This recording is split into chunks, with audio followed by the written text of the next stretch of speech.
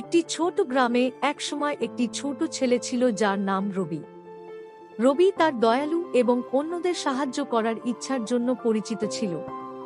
একদিন স্কুল থেকে বাড়ি ফেরার পথে সে একজন বয়স্ক মহিলাকে দেখল যে ভারী ব্যাগগুলি নিয়ে লড়াই করছে। দ্বিধা না করে রবি তার পাশে ছুটে গেল এবং সাহায্য করার প্রস্তাব দিল। মহিলা তার দয়ার জন্য কৃতজ্ঞ হাসিমুখে প্রস্তাবটি গ্রহণ করলেন। চলতে চলতে রবি জানতে পারল তার নাম মিসেস মেহতা এবং তার সন্তানরা শহরে চলে যাওয়ার পর তিনি একাই থাকেন। রবি এবং মিসেস মেহতা দ্রুত বন্ধু হয়ে গেলেন।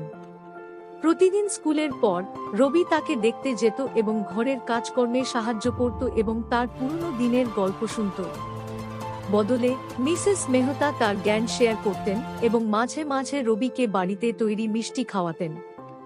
এক বৃষ্টির বিকেলে রবি দেখল মিসেস মেহতা অসুস্থ বোধ করছেন।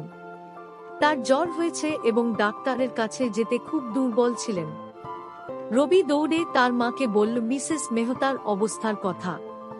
তার মা দ্রুত কিছু স্যুপ এবং ওষুধ তৈরি করলেন এবং তারা দ্রুত মিসেস মেহতার বাড়ি গিয়ে তাকে দেখাশোনা করলেন। রবির তাড়াহুড়ো এবং যত্নের কারণে মিসেস মেহতা শীঘ্রই সুস্থ হয়ে উঠলেন।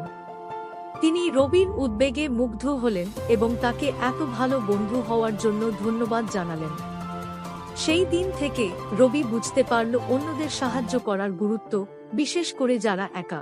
ভিডিওটি যদি আপনার ভালো লাগে তাহলে অবশ্যই লাইক করবেন এবং চ্যানেলটি সাবস্ক্রাইব করবেন।